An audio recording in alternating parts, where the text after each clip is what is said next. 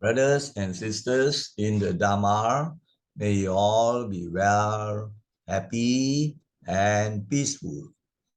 Going to have a presentation and a Dharma discussion on the topic words of wisdom to treasure. These are actually sayings or quotations essentially of the Buddha taken from various sources. Many of them are from the Dhammapada, and also some of them are from the Nikayas, but from different translation sources. So you can see some variations. But the important thing is these are sayings that are very wise for us to reflect upon, and then also to put into practice.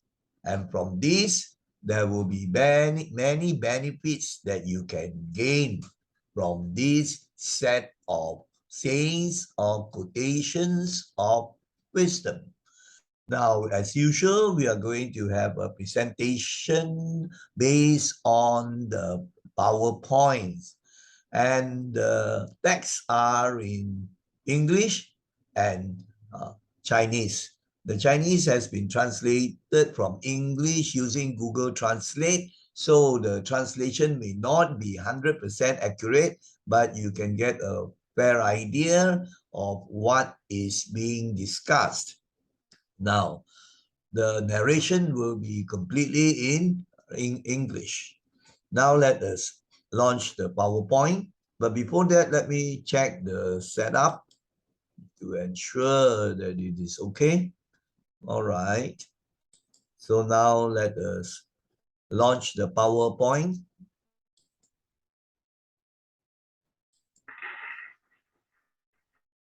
You see the cover slide, and the two symbols of Buddhism. One is the Dhammachakra wheel that represents the turning of the Dhamma, right? And also you have the Buddhist flower, the lotus, which is very significant, symbolic. And of course, this particular one is very profound. It shows the Buddha in the meditative pose with a mind that is enlightened, 100% wisdom, compassion. I quite like this particular image. Now let us go on to the next slide. But before that, let me take off the video of myself. Okay, so now let us move on to slide number 2. Slide number 2 is also just a cover slide, right, to introduce the presentation title, Words of Wisdom to Treasure. Of course, there are many good sayings and quotations from the Buddha and also from many other people of different traditions and religions that have wisdom, because the Dharma is found everywhere, right? So this is basically just a selection of what is regarded as the Buddha's words. So this is a cute little image of the lotus. Now let us go on to slide number 3. Now this is one of the very important sayings attributed to the Buddha. And in Dhammapada, you know, the first verse, that mind is the forerunner of all things and all that we think and so on. Now, this is a very important aspect of the Dhamma. All that we are is the result of what we have thought, which means that our thinking, our thoughts in the mind are very important, because they create the world that we experience. And if we, have unwholesome thoughts, then we will face a consequence of creating a world that will make us maybe having suffering. So the mind is everything. In the Dhammapada, basically, it starts off by saying that mind is the forerunner of all things. What we think, we become, which means that the thinking, the thoughts are important, that we create our own world. Right? So that is a very, very important thing that we should not, blame the external happenings and then other people and then other events and so on for what we experience. Be they happy, good experiences or very uh, terrible experiences of fear, worry, unhappiness, pain, and so on. Because that's what we create in our mental world.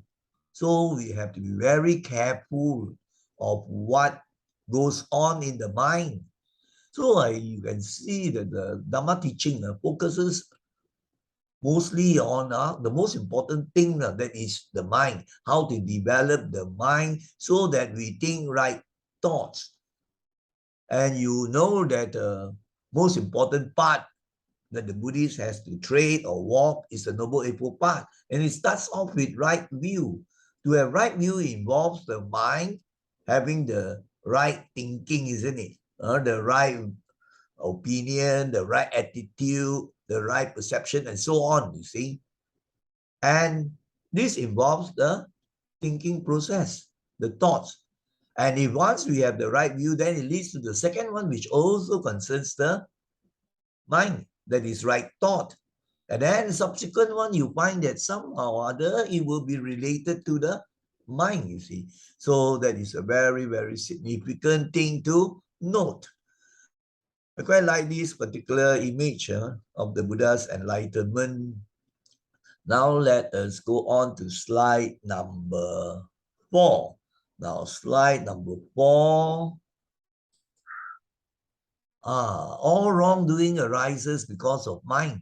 And just now I say that we create our world. You see, we create our heaven, we create our hell. And also in the Dhammapada, they have there is also very good analogy, right? Just as you know that if you, let us say, do something that is unwholesome, which starts off with the mind, right? And so the consequence that follows will be just like a shadow, or in this case here, let us say the wheel that follows the bull or the cow. So as the cow goes forward, then the cart will have to follow. So likewise also, if we think bad thoughts, unwholesome thoughts, then the consequence, the experience will be unpleasant. We say suffering or pain or sorrow and so on, right? And conversely, if we think good thoughts and very wholesome things, right, then you can also think of this analogy. Because of the good thoughts, then you find that speech and action also can be wholesome because they are dependent on what we think. We have to speak based on what we are thinking. And the actions also trace to the mind, you see. Finally, then the body carries out the action. And if the actions are good because of the good mind state and good thinking, then you have the good effect, right? The good, we call it the vipaka. The consequence will be good, just like a shadow that never leaves you, you see, right? So it follows you, you see. So these are some analogies. You can think of other analogies.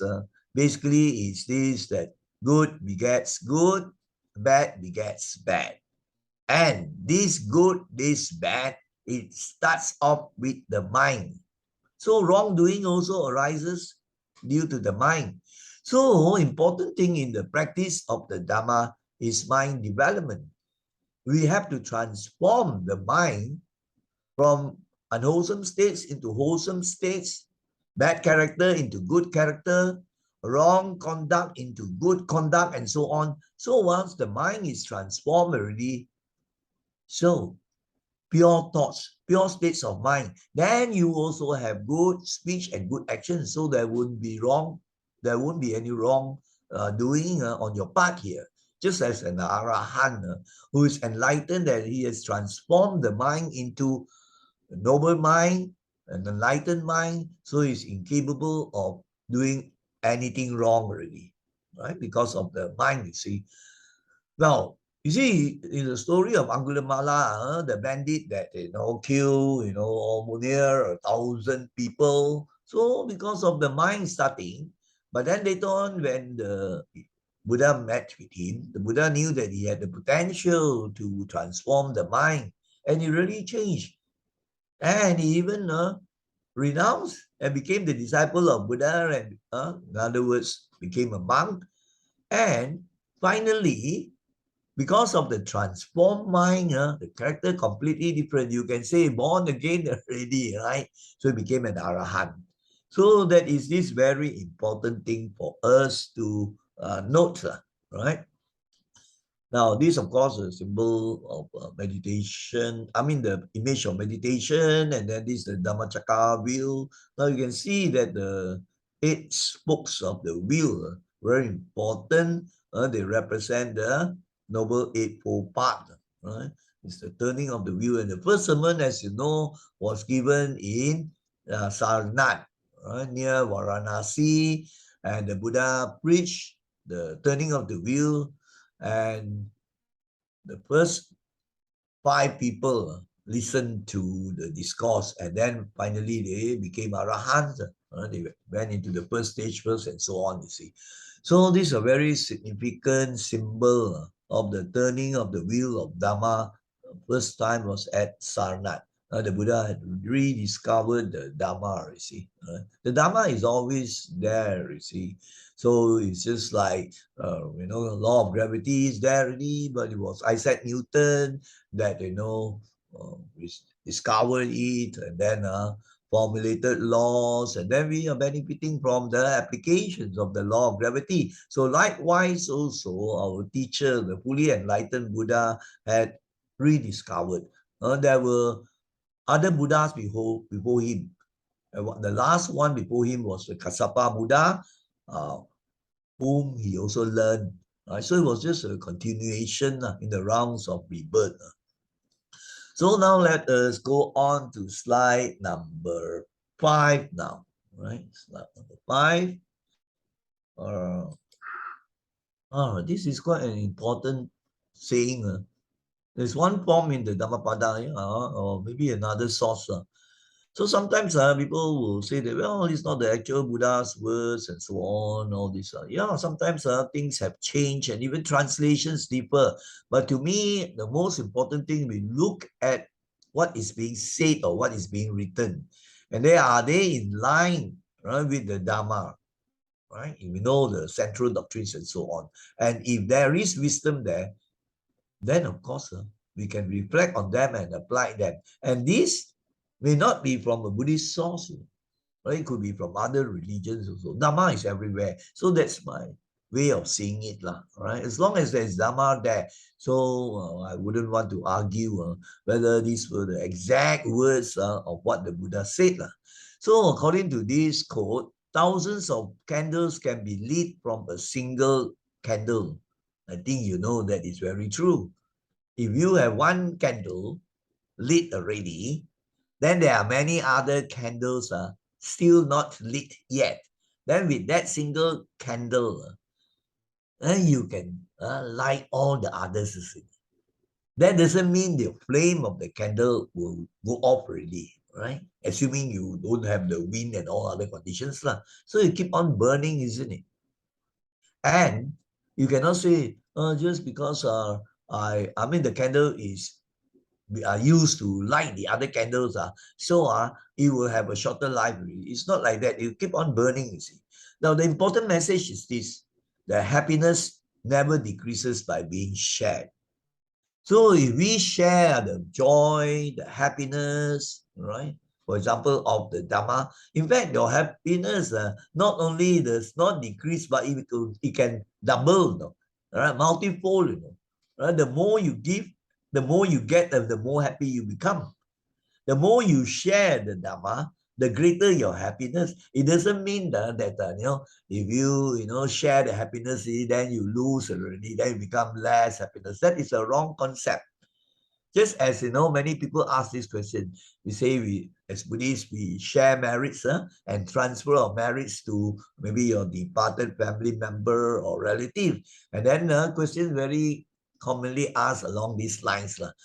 But then if we share with others, then my relative will get less.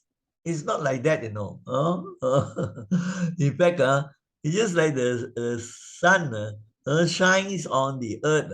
All the parts that the sun shines on also lit up, isn't it? Right? It doesn't mean that the sun now shines on so many areas, then certain area now are less already. It's not like that.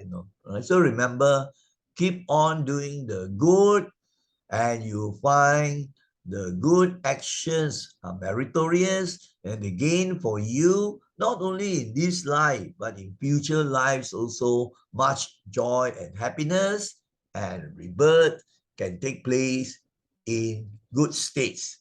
The good realms are the heavens, the realm of the gods or devas, and then of course the human plane. Then you have the woeful states like the hell, the animal realm, and the hungry ghost realm. Right. Now, later on, they had also this realm they call Azura, the demons and the demigods. But according to some analysis, this was added later on the original scriptures. There are only 5 realms of existence. 3 woeful ones, hell, animal, and ghosts, and 2 good states of happiness. That is the heavenly devas reign and the human reign.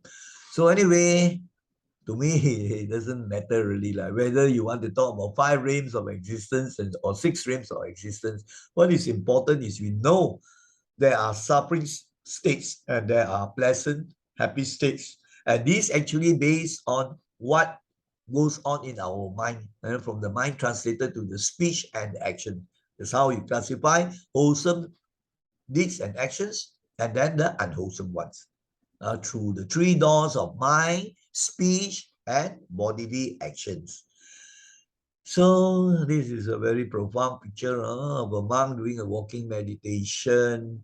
Now let us go on to slide number 6 now. Right? 6. Now slide number 6 is a very, very important reminder. I have spoken about this many times already. And it goes this way. Do not dwell in the past. Do not dream of the future. Concentrate the mind on the present moment. This is one version. I read of so many other versions. Like for example, there's one version I read, do not go to the past. The past is dead and gone. The future is yet to come. So live now. And in fact, the very, very fantastic book, The Power of Now, basically deals with this. To bring the mind to the present moment. It is the present that is the reality. The past is gone already. It's a memory, just a history. So you can't change the past already. Right? So no point in going to the past and dwelling on it, and then usually you find you have states of regret, remorse, and then guilt. So all these will weaken the mind, isn't it? And then some minds are very, very prone to going to the future, which has not happened yet. And it is one of uncertainty, a mystery. You do not know what is going to happen. It's based on causes and conditions. So you can't know what is going to happen. So why dwell or run to the future? And usually you find there will be worry and then unnecessary speculation that causes anxiety, stress even, and even fear. So this again is futile. So we should actually train the mind to be more in the present. But that does not mean that we cannot plan and think of the future, isn't it? practically, we need to do some planning, for the future. We are saved for a rainy day. And then after that, while you're doing that, you are at the present moment, you're planning and doing certain things which are wise. Then after that, you don't bother about that anymore, isn't it? And then the past, it doesn't mean that you sometimes don't go to the past. Now, when you are going to the past, you know that you are maybe pondering or reflecting on the past event where you get lots of inspiration and it motivates you. But you are still at the present moment and you know about it, that your mind is learning from certain events. So you must understand this very well. This pertains to people who like to, just, fantasize, imagine about the future, and then also spend so much time on what is to come, but the present important things they don't do, you see. That is what he's trying to tell, you see. And also unnecessary, thinking of the past that causes much negativity in the mind. So this is a training that we have to do, being very mindful of present moment. Now let us go on to the next one, which is slide number 7. Now, this also I have read various versions. All right. The Buddha did say things pertaining to this, but then the translations also can vary.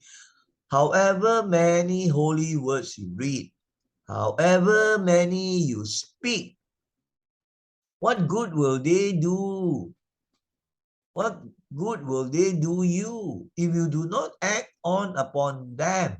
Very, very true. Today you see that there are people who are walking experts, like walking encyclopedia of Buddhism. They read so much, they know the text, they know the scriptures, and they know so many other things of other religions. So they become highly intellectual. You can become a professor of religion or Buddhism. So no matter how many words that you speak, right? You give talk even, tell people this and that. But how much do you practice? So if you don't practice, what good will they do you? They are all just words. That's why you have people maybe very, very learned. They become great scholars. But if they do not practice the Dhamma, then it is quite useless. I think there was one occasion where the Buddha was talking about two monks. One monk far away from him, but actually practicing very well in all aspects, even reaching out to people, giving Dhamma talks, and then also really cultivating through the reflections, contemplations, and meditation. The other one was quite near the Buddha, right? And he was an expert in reciting all the sacred texts, right? All the, those days maybe you have the Brahmins, also they had the secret text. But the idea is this, right? So the Buddha said, the one that is far away is near me. The one that is near me is far away. What he's trying to say is, if you just read about the good things, and then you speak about the good things, but you don't do, that is useless, isn't it?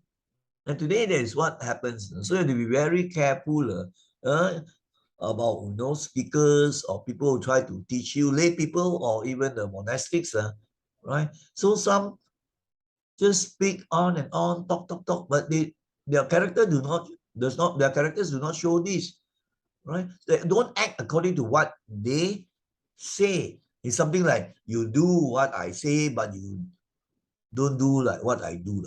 Who will respect such people, isn't it? So this is a very important thing, practice. But of course, you need to have some reading and you need to hear some talks in order to have a base of data for you to reflect upon, and then you act, right? But if you don't act upon all those things, then become useless. Just as this presentation, you have many, many pieces of good advice. Well, you just hear goes in through one ear and then goes out the other. So no transformation takes place even after many, many years. So remember to put all those things into practice. Now let us go on to number 8 now. Now, even that is not to be feared by one who has lived wisely. That is very, very good. I think some time ago, I listened 2 or 3 times already that particular talk by Dr. Punya Wong, right? He said that people fear death basically due to a few reasons.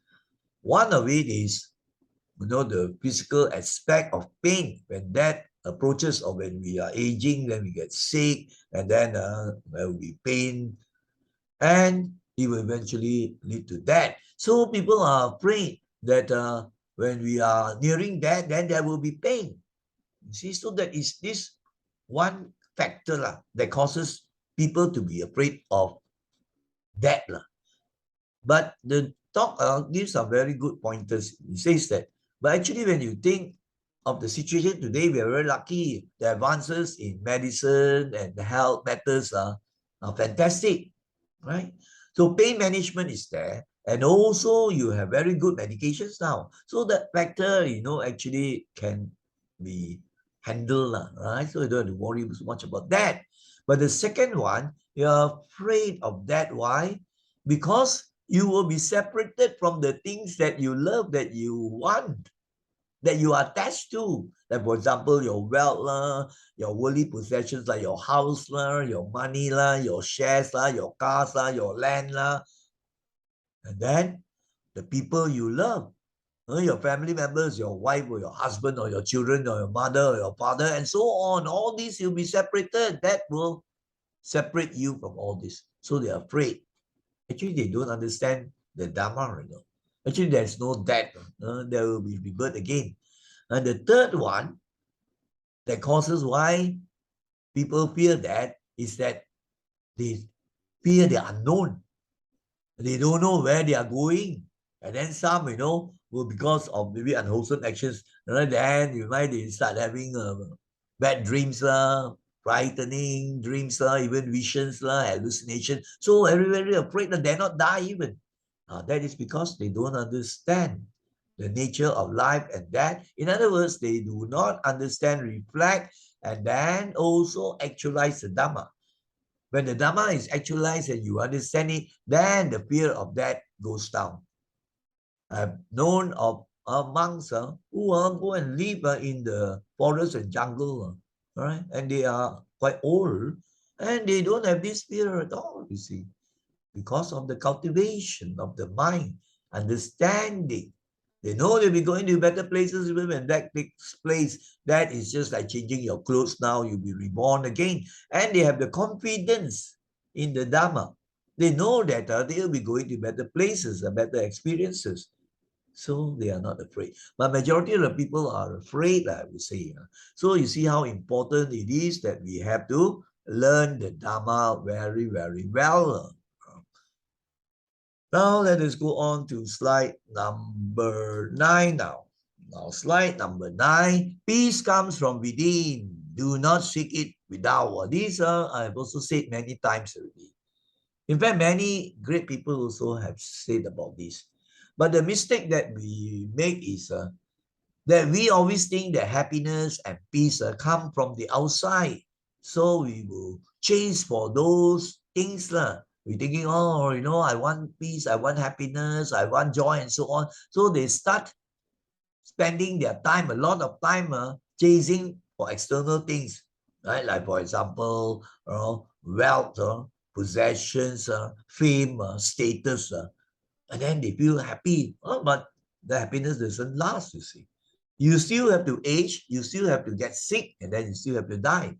So you find that you don't get that really true peaceful mental states. So the true mental peace is what matters. And the peace is within your mind, within your maybe 5 feet or 6 feet body, right? Or within the fathom long body, as in the scripture, I think they use the word fathom long, maybe 5 feet or 6 feet. So if the person is wise, he would not spend so much time not just chasing for material things. I'm not saying that you cannot earn a living and you cannot try to get some money or some possessions to have the worldly happiness. So that is quite natural, nothing wrong if you do the wholesome things. But what I've said is no balance at all. They do not do anything about the mind where the inner peace that really matters is found. Right? So this is a very important aspect. So the wise person, even the fellow has a career or has a family and so on, he knows he has to spend time to develop the mind because that's what matters finally. When the person passes away, all the external things that might have given him some happiness, you can't take with him, right? But what matters will be how developed the mind is, that it can arouse the peaceful mental states, or the peaceful states can arise because of all the practice throughout. So when you reflect on this, you know that you have to cut a lot of the time that is spent chasing the outside matters and then devote more time to develop the mind on Dharma matters. So this is an important aspect. Now let us go on to slide number 10 now. Now slide number 10 is also from the Dhammapada. Also, I've come across various versions, and this version seems to have added something, but it doesn't matter. The message is very clear. It is better to conquer yourself than to win 1,000 battles. Then the victory is yours. It cannot be taken from you, not by angels or demons, heaven or hell. Now, of course, you have other versions like it is better to conquer yourself, even rather than winning 1,000 times in 1,000 battlefields. He that conquers himself is the greatest. There are various versions, but the idea is this, that we, because of ignorance, we worldlings try to attain what they regard as victory or success by gaining the worldly possessions, as I mentioned just now, and then also to have power over people, to be famous, to be of high status. But they don't realize that this can go anytime. And look at the political arena. You have people who became very famous, presidents or prime ministers, well known and so on. Then they will come where they can fall also, isn't it? Like, in our own country, right?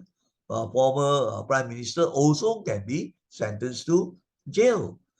So this can be taken away and this can be lost. Even the person that is very, very rich and he has a lot of, fame and status or power. But then, let's say a natural catastrophe, right? He can lose all those things in an earthquake or in a flood or any other natural catastrophes. So, or people may rob you, right? Of course, we don't regard angels coming and take away the things, but it's connected in the sense that, right, that these things can be taken from you in so many ways, right? So some you can use it as an analogy. Oh, I know that the heavenly gods, right? Come and take away from you already, or the devils come. These will be just analogies. I would say that it causes conditions that nothing is permanent. All conditioned things are impermanent, you see. So most important thing, when we conquer ourselves, which means that we tame the demons inside, and the mind is developed, right? That your character improves, and you get at the inner peace. You go back, as Ajahn Chah says, to your real home. Then you are the greatest victor, right? You are the greatest winner already. Not through conquering people in battles and so on. In fact, you cause people much suffering and you have to face the consequences. Now, this is a very important thing. It motivates a person to practice in terms of mind development rather than searching for external conquest. Now let us go on to number 11. Number 11, it says, in the end, these things matter most. How well did you love? How fully did you live? How deeply did you go? I don't think these were actually the words of the Buddha, but when you read the scriptures and so on, right, then you can find underlying messages that are very important of metta. Have you lived the Dharma way? And then have you let go? Is there renunciation? So the messages are there, but it's put in a very nice form. In fact, I did I think one or two presentation based on this. So what truly matters ultimately is not the possessions, worldly possessions, physical possessions, or even people that matter, or even your fame, your academic credentials, or your status and power. All these will come to naught when we die, isn't it? You can't bring any of these to the graveyard or when you die, when Buddhists cremate. So you can't bring anything, not even the body, isn't it? You love your body so much. Can you bring the body with you? You can't, you see. So as I mentioned so many times, what matter most will be just these two things. One is the karma, the good, wholesome deeds that you have done and generating a good mental state, generating a potential heaven there already in your mind. And then, of course, your understanding, your learning of the Dhamma. The Dhamma that you have actualized, that you have learned in this life about, metta, about renunciation. So you have that sort of a mind, and this will follow you from life to life. Just as you look at Siddhartha Gautama's life. Right? So when he came up, according to the account, it was the last birth for him as a human being. The previous one, he was into Sita heaven. But he had lived before, even in the time of the previous Buddha Kassapa. So he still, eventually, you see, he remembered, right, the things that he learned from Kassapa.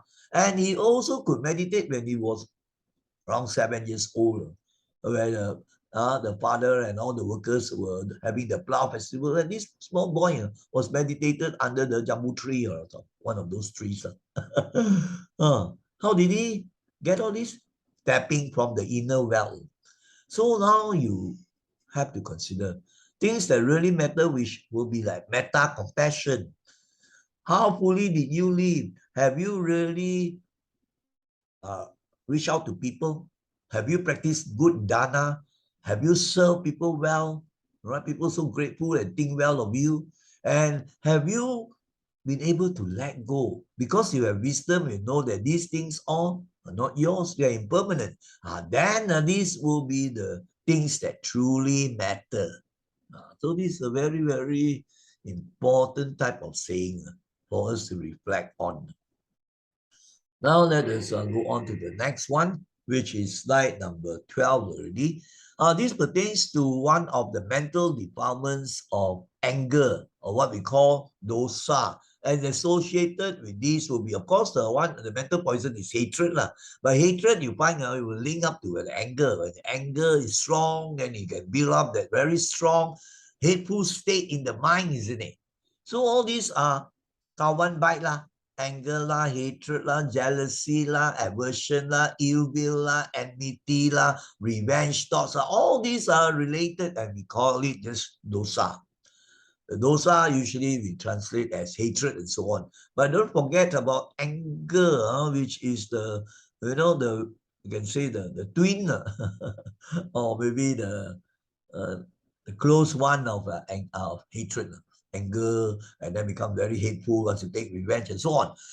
Now, if a person doesn't let go of the anger through the understanding, reflecting on the Dhamma, and practicing things to curb the anger, then you find it can be very dangerous. I have actually done a number of posts pertaining to anger, even ways of checking anger.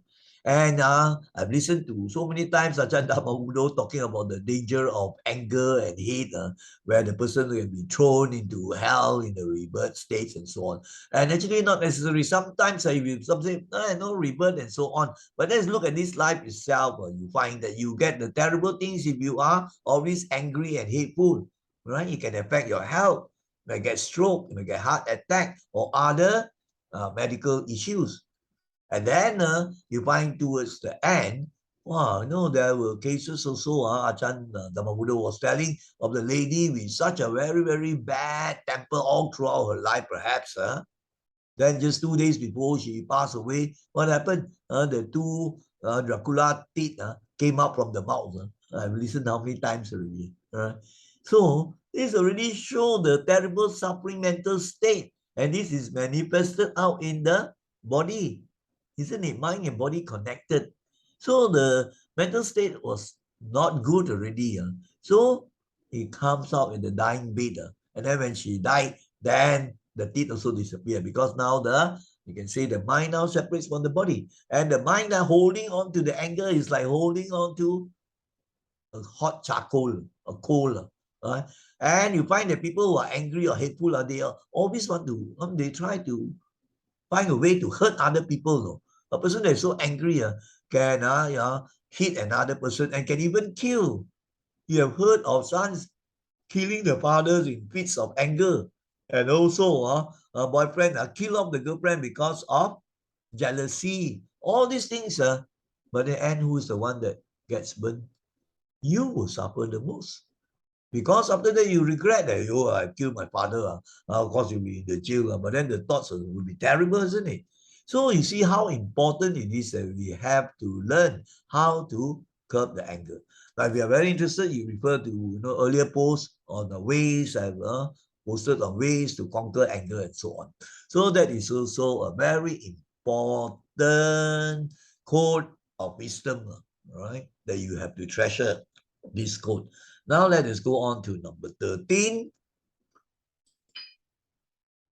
Number 13, just now we mentioned a little bit on this.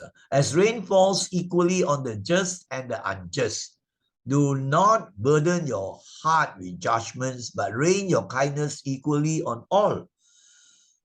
These also, maybe it might not be the exact words, but then when you read the scriptures, you find the message, the Dharma teaching is it's the same actually. Now, it's a natural law, like the law of karma, right? Befalls all, just as the natural universal law of gravity, or some of the laws of the science, right? So it doesn't matter, law of gravity, whether you're in this place or that place, this time or that time, Shu Huangti's time or this time, it still operates, isn't it? It operates on all, on the good person, on the bad person, in the appropriate way. But of course, in the law of gravity, of course, you don't follow, then whether you're good or not, or good, you jump from the building, you will get hurt. But in this case here, the law of karma, or the moral law of causation, you can say, basically is that good begets good, bad begets bad. So, this law does not discriminate against people. Just gives the analogy, the rain falls equally, all sorts of people. So then we have to reflect on this. So we should not be judgmental, want to judge other people, right? And you say, this will sure will get some very terrible consequences, bad karma, and then it's prejudice. Some gets prejudice based on race or gender, right? So your heart is not at peace because you're always judgmental. You don't want to judge other people but never judge yourself. That's a real problem. So when we do reflection on this, then we know that the kindness, the metta we have, we must do for all. We cannot say that, I only do for ladies, I don't do for the black people. All this really is not the way, right? The kindness, just as the sun, as now I say, shines on all the land and so on. So your kindness also radiated to all equally. That's a very good passage for us to reflect upon. Now let us go on to number 14 now. Number 14 is a very practical for us, a practical thing for us to practice. A generous heart, kind speech, and a life of service and compassion are the things which renew humanity. Now, we can say that are the things that bring happiness to other people and to yourself. In fact, in one of the scriptural things I remember, right, that the Buddha said, it was in Anguttara Nikaya, that if we want happiness, you cannot just pray and pray or make vows to a supreme God and so on. But you don't do things that are conducive to the happiness of other people. If you want happiness, then you must give happiness, right? And then it has other things that if you wish for wealth, then you pray and pray, but you do all the unwholesome things, you think you can strike the butt alcohol. It's not like that, right? A person that is born rich is due to the operation of cause and effect. He had in previous lives done a lot of dana, generosity, charity, service to other people. So it's not oh, this is because God has given him all this. Then that means God has punished some of the children in Africa who are quite innocent. They have not even done any bad things. So why you have these things? Whereas if you look at the whole perspective of a broader spectrum, that is a continuation of this of cause and effect only. You see, we are not blaming anybody or what, but we're just understanding the operation of a natural law. So when we know this, then we will do the wholesome things. Generous heart.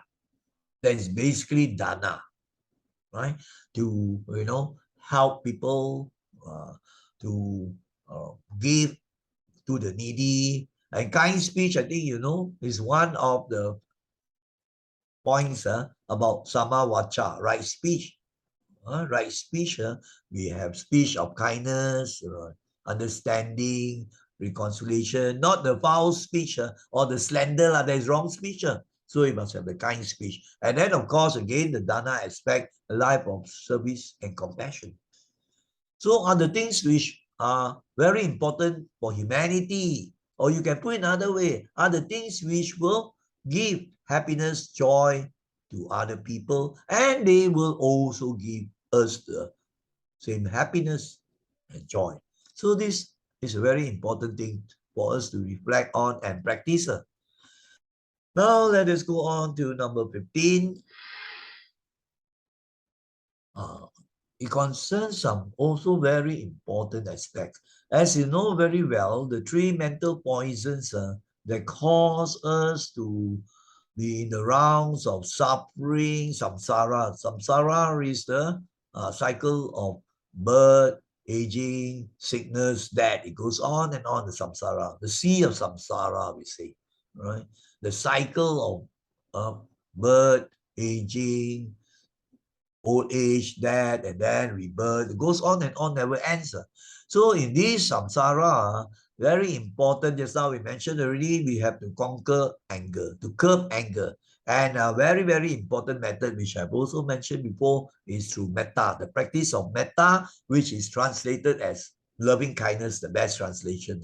So when we say conquer anger by love, we have to understand it in terms of metta. And evil by good, yes. Let's say, if somebody does something very bad to you, and you also do the thing bad to the person, you think that person can be transformed.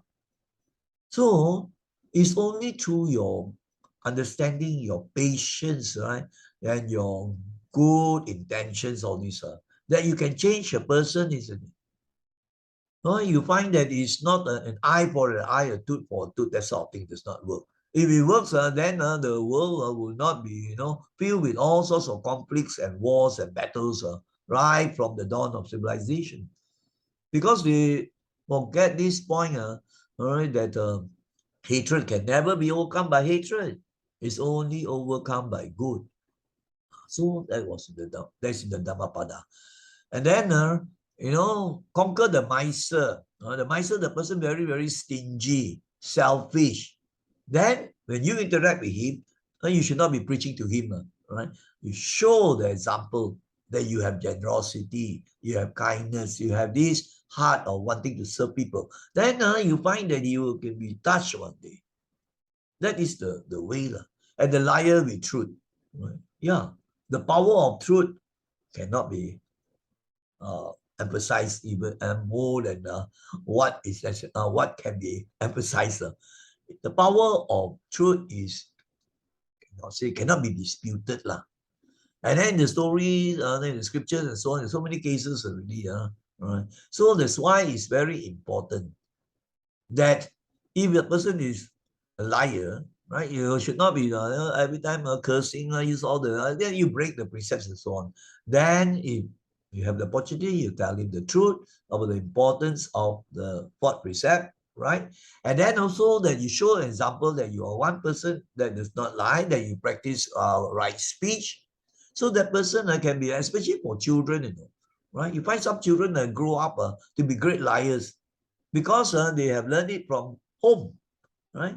The mommy will tell him, hey, boy, when somebody comes at the door, you just tell him, mommy told me to tell you, just now she told me that she's not at home. So the mother is lying and the boy has also, learned, this is a lie, right? So you find many, many examples. So remember the power of truth. Now let us go on to number 16 now. Number 16 pertains to the 8 worldly conditions. You know the 8 worldly conditions. I've also done presentation on this some time ago in the form of poems also, Hokkien, right? In Hokkien, I think. But the words are in English. You have what? Praise and blame, gain and loss, pleasure and sorrow. But you have one more set actually, which is honor and dishonor. They're altogether 8. So here it touches on 3 sets. You have praise and blame. You gain something, you lose something. Sometimes you have happiness and pleasure. Sometimes you have pain and sorrow. And then one more. Sometimes you are very, very famous, one of status and power. Another time you are nothing. You fall flat on the ground and people despise you and spit you. And you end up in jail, you see. So these things are always changing. Right? So you find one of the very good Dhamma teachings is to understand that none, unless you are Arahant, right? None in this world will be free from the experience of either sorrow or happiness due to the 8 worldly conditions. When people praise you, you're very, very happy. When people blame you, you find you get angry. Wow, when you gain, your smile is so wide. But when you lose, wow, your temper goes up. You see what happens in the casino lah. And then when you have you found a very beautiful, good girlfriend or boyfriend, very, very happy. And one day something happens, that person goes for another one. Then you find out, wow, your sorrow. I know I have more or less, you can say Dharma counseling for some young people. It's so painful that some commit suicide. But they don't understand that these are natural things, they come and go, like the wind. These too will pass. I've also given stories about this important principle. These too will pass.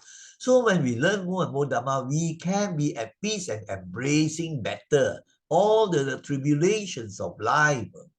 So as the saying goes, to be happy, rest like a giant tree in the midst of them all. This giant tree, like the oak tree, right? And you find when the wind comes and blows, it remains so steady. Right? Whereas you have another one, wow, shaken all over, so scared. A tree cannot be scared. But then what he's trying to tell you is the person that is so strong in the mind, understanding and embracing the 8 worldly conditions with wisdom, you will be so shaken by the things that happen. Some the lamentation is so great, losing the wife or so on, as I told the story before, right? Actual case, one of the top judges many, many years ago, when the wife died, he was so painful because he loved the wife so much. Attachment was very, very great. Of course, there will be some grief, definitely, but he cannot get over it. Every day he would read the love letters they had written, and then all the pictures and visiting the graveyard. So at the 3rd year, he couldn't tahan anymore. The sorrow was so terrible. He put a gun at the temple, that means the forehead there, and killed himself. And that is one of the top judges, right, in the Commonwealth. So you find if you don't have the Dharma and understand this, you find you will suffer terribly. That's the nature of the world. You want to be free from all this, then you have to strive on for enlightenment. We are not in samsara anymore, then you don't have all these things happening. You are in nibbana. Now let us go on to number 17 now. 17. This talks about this talks about the three mental poisons. It says there's no fire like passion. Passion you can consider here in this case as desires. And the negative aspect will be strong, unwholesome desires that will lead to suffering. You will have craving and attachment. But if you have a passion for Dharma, you have a passion for meditation, that is okay lah. That's good, positive passion, a strong desire and liking.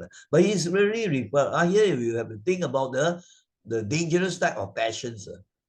One, of course, this is the unwholesome desires of things. Wow, you want to possess that person. You want to covet somebody's wife. That sort of thing. Wow, you find the unwholesome desire is so strong, like a fire burning inside you. And then the second mental poison, I said just now, dosa. I've already explained the one already. So the analogy is no shark like the defilement of hatred, no shark. And you know how dangerous a shark can be. When he bites you, not only bites, he tears your leg or your limbs. You should see movies like Jaws, or many movies you have been done on this. And there's no trap like folly. Folly will be stupidity, ignorance, foolishness. As today you can see so many are acting out of folly and heedlessness, like rampant is one clear-cut example. And then it's a trap, a snare is a trap, and it can lead you to real suffering. And it causes hurt to other people actually. Like for example, rampant. And then you have now also the people who ride the bicycles in dangerous ways, causing suffering to other people on the road, breaking the laws and so on. So it's warning you about this. And there's no torrent. Wow, torrent, imagine you have fantastic, terrible currents in the sea, ocean or what.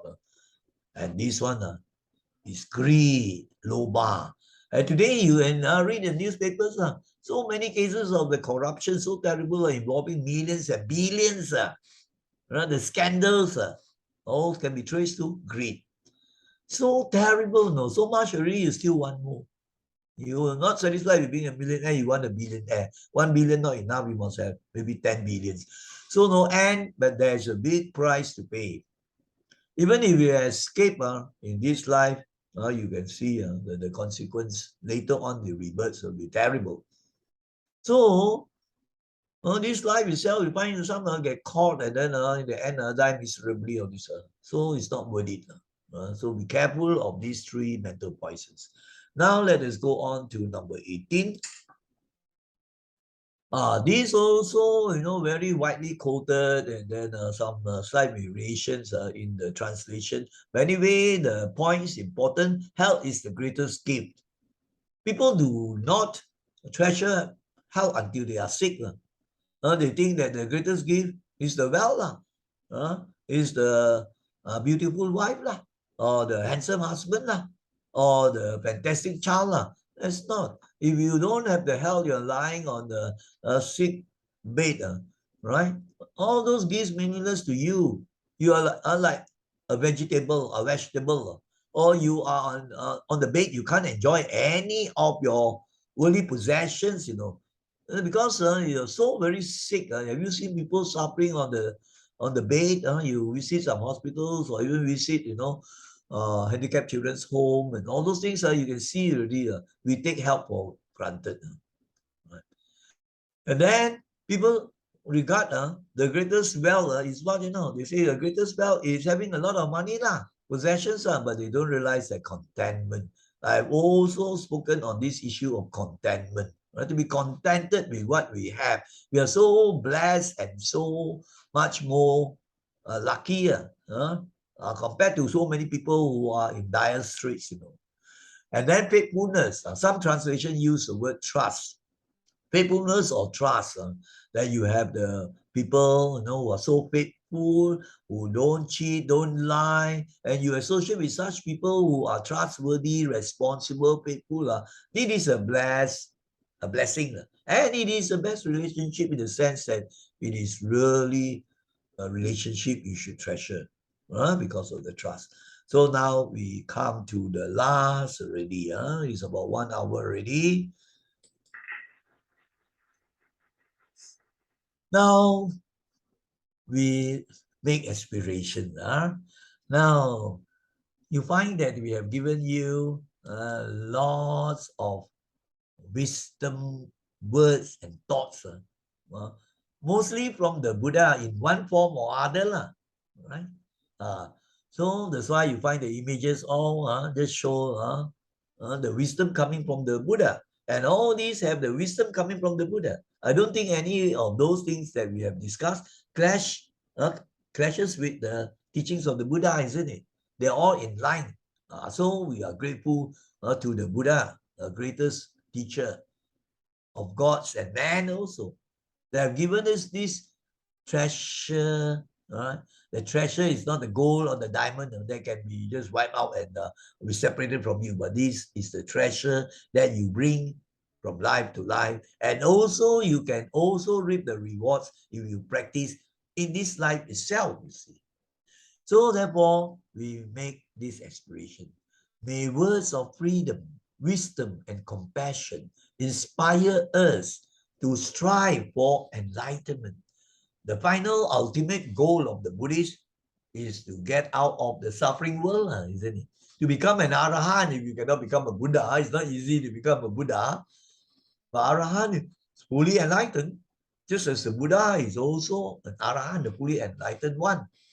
Like the supreme Buddha, fully enlightened Buddha that has taught the Dhamma for so many years, right? And 45 years. So when we reflect on all those things, then we make the aspiration. Aspiration will be like a wish, not praying, right? Just praying and appealing. Oh, may I have, I pray to the God, let me have wisdom. It's not that. You have to practice that, right? So the words that tell you freedom. Freedom is not the type of ordinary, I'm free from my wife, I'm free from my husband, or I'm free from the jail. That's not. It's the liberation of the mind to free from all suffering. Freedom from all the dukkha because of greed, hatred, delusion. That is the freedom. And then also you will see those words, they touch on this important quality of wisdom and compassion. Wisdom, compassion among the most important things, you can say the fundamental thing of Dharma practice. So when you reflect on all this, then we have that aspiration, right? That this will inspire us, will spur us, will motivate us to practice hard. How do we practice hard? To walk diligently and mindfully in a noble eightfold path for enlightenment eventually. So that is this final aspiration that we make.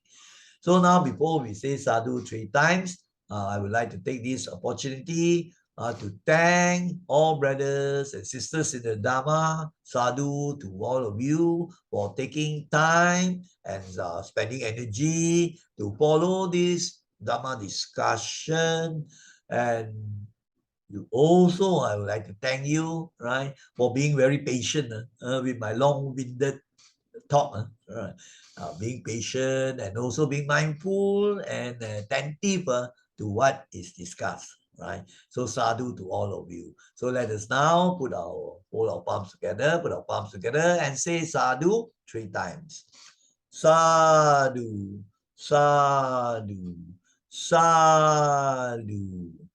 Brothers and sisters in the Dharma, may you all be well, happy, and peaceful. Take care.